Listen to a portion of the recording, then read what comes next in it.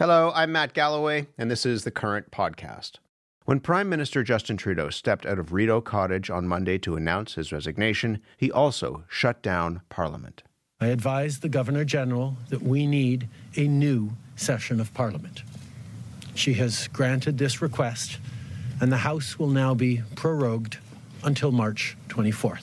Proroguing Parliament means dozens of bills will now likely die, proposed legislation that could have changed people's lives. One of those bills is Bill C-63, known as the Online Harms Act. It was one of the Liberals' flagship pieces of legislation aimed at addressing harmful content in particular, on social media platforms, from online bullying to child pornography.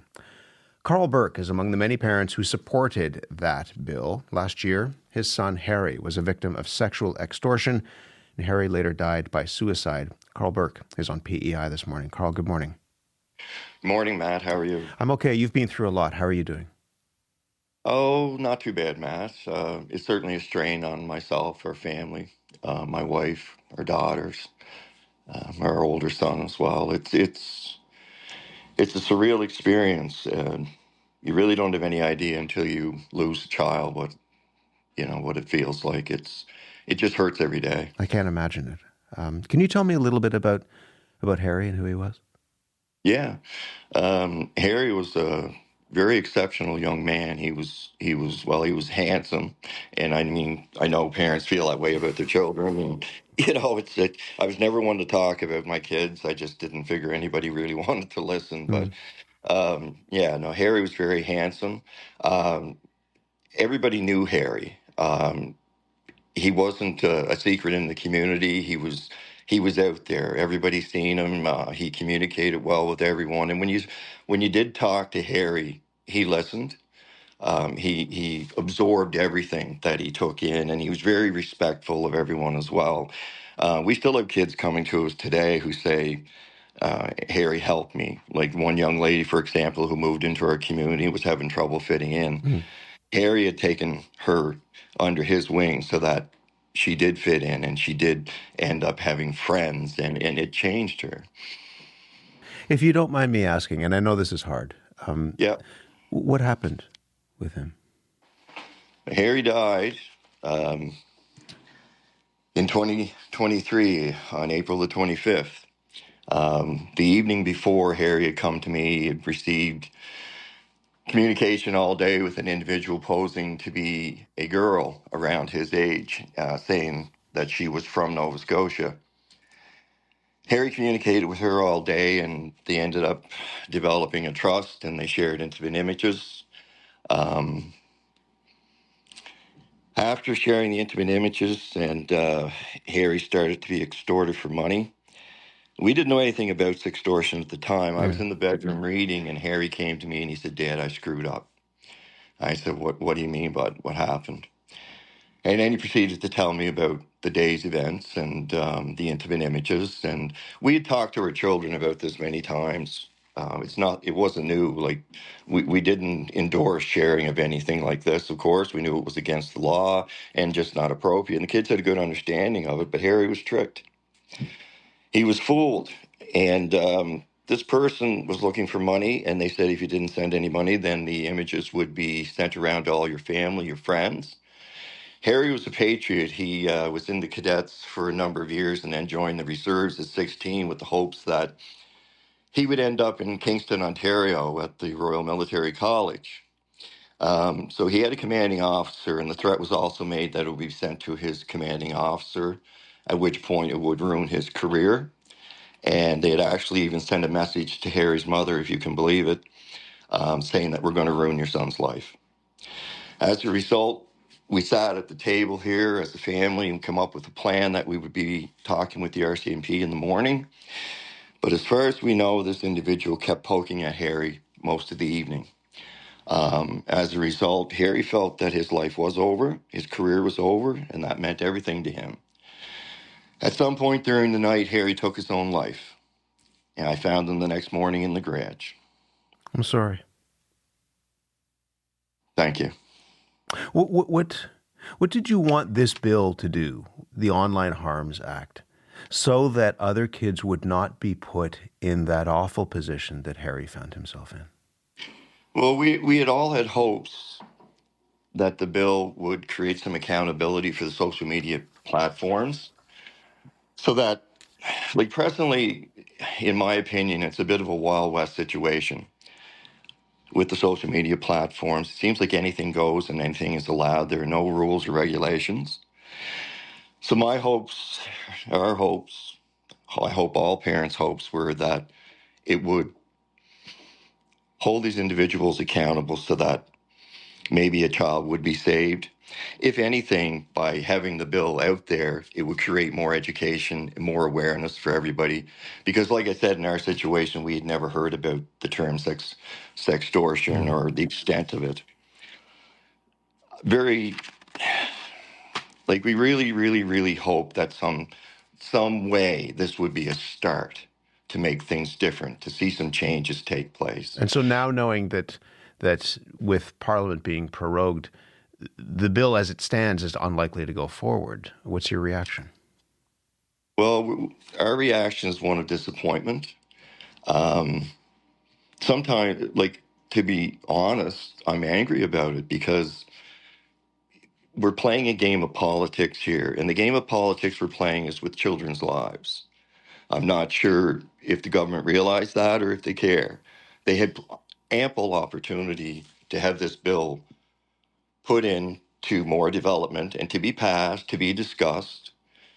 I think at a time like this, it's when all the governments should sit together, like whether you're red, whether you're green, whether you're blue, whatever color, that doesn't matter to me and it shouldn't matter to anybody else. It's a time for unity. It's a time for the governments to work together. If you don't like what I put down for a bill, maybe we can talk about what we should add to it, subtract to it, whatever. But we need to make it work. I can't have another family go through what we're going through right now because it will affect your life. It'll change your life forever. It will never be the same. And it's a difficult thing to get people to realize that in the positions that can make changes. What do you make of the controversy around this bill? That I mean, there are people, including some conservative lawmakers, who have said that this threatens freedom of expression, for example. What do you make of that? Well, I think freedom of speech, I think the definition needs to be looked at. I'm not sure how many people are actually aware of what freedom of speech actually means. I'm not an expert on freedom of speech. I know there's probably things in the bill that could have been done better, but again, that's the unity thing of talking about it. I believe in free speech, of course. I live in Canada. I'm very proud to be here.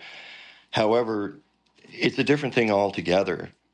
A separation of the bill into sections 2 and 3 and keeping them together, I think, was the right thing to do because it focuses more on the children. But I did not see this bill in any way taking free speech away from anyone. What would you say to Pierre Poilievre, for example? He, if you believe the polls, could very well be the next prime minister. He has expressed some of those concerns around this, and part of this is around the cost, but also he says that the bill, such as it is, he would not reintroduce it and go forward the way that it was presented. What would you say to Pierre Poilievre, based on what you've gone through? Well, it's not a nice thing. And like I said, until you've gone through it, you had no idea. Go home and look at your children and pick one that you don't want to see or you're not going to see for the rest of your life. Oh, my goodness. Because that's all it is. You'll never see that child again for the rest of your life. So maybe he doesn't support the bill the way it is or was, but I pray that he can come up with another bill that's going to do similar or the same things. And I also pray that it's not political and that there's nothing that's going to be involved with money where people make decisions based on money, because all too often it's the corporations that seem to run our countries and make decisions for us. It's not the people. A child is a beautiful thing. You have your hopes, you have your dreams attached to that child. You watch them grow up. My wife carried Harry for 9 months. My only job in this world was to protect my son.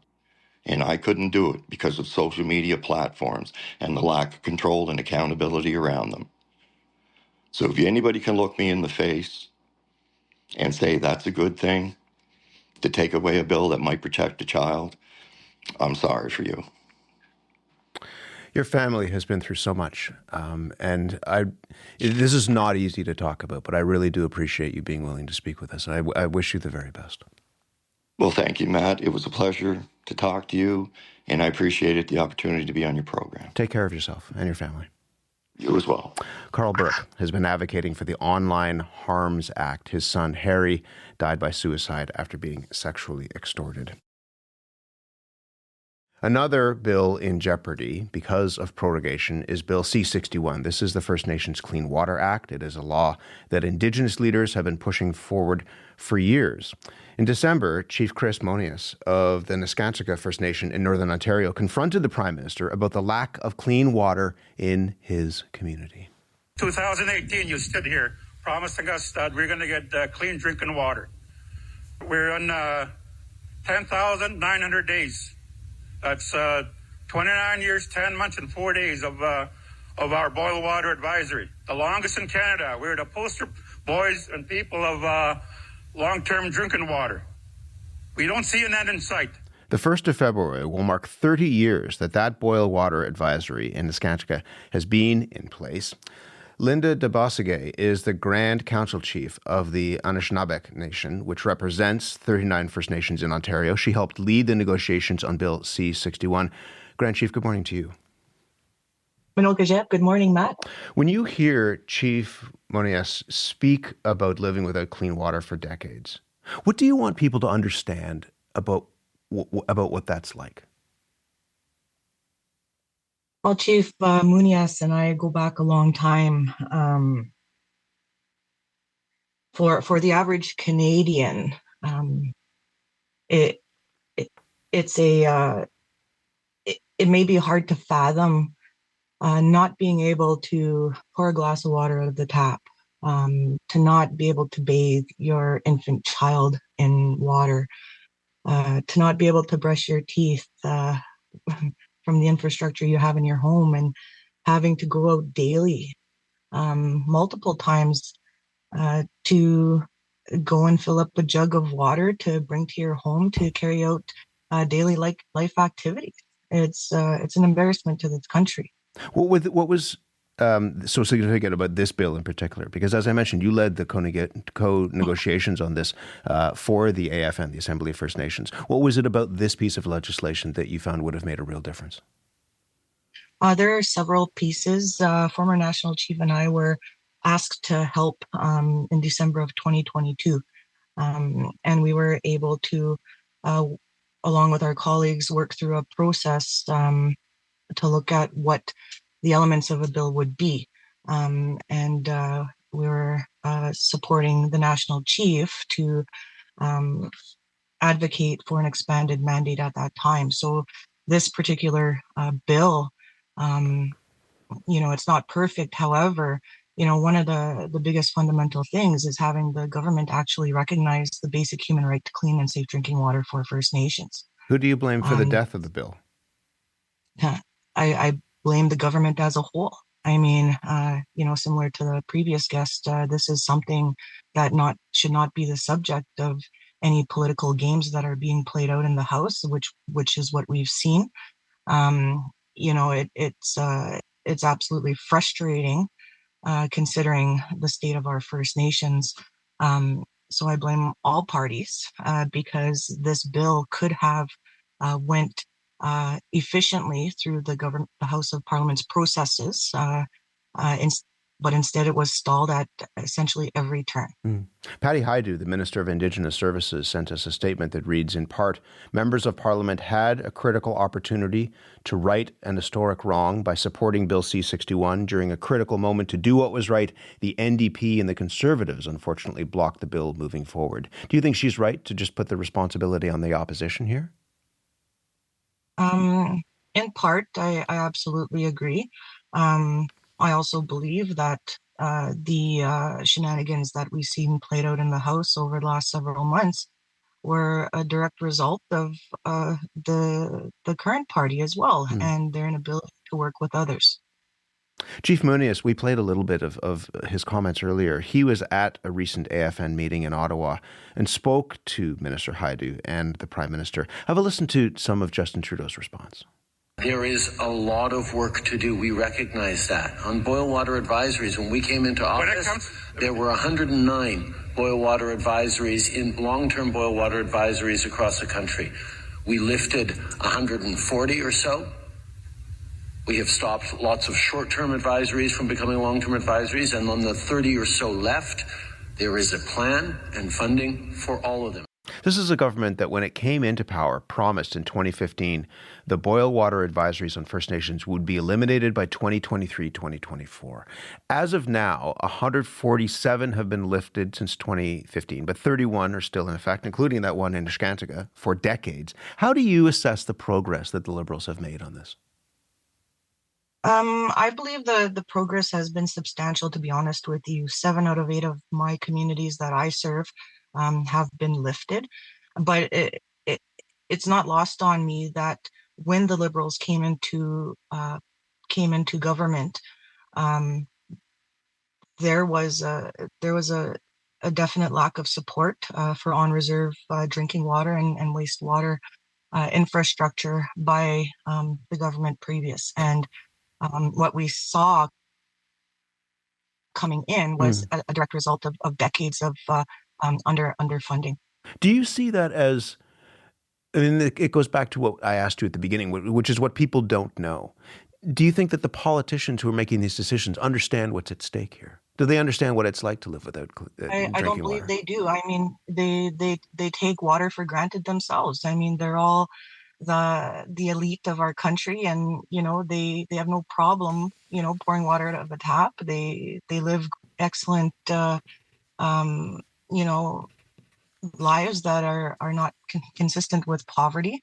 The issue with First Nations drinking water, it's only ever been a policy.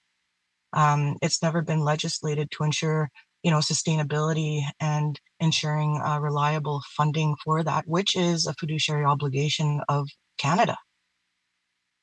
Do I have this right that you have a background in civil engineering?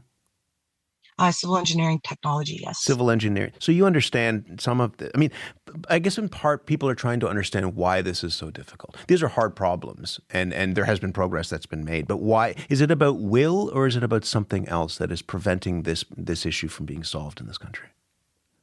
It's continuous, predictable, stable funding. It's the government's failure in ensuring that minimum standards across this country are met. And oftentimes they've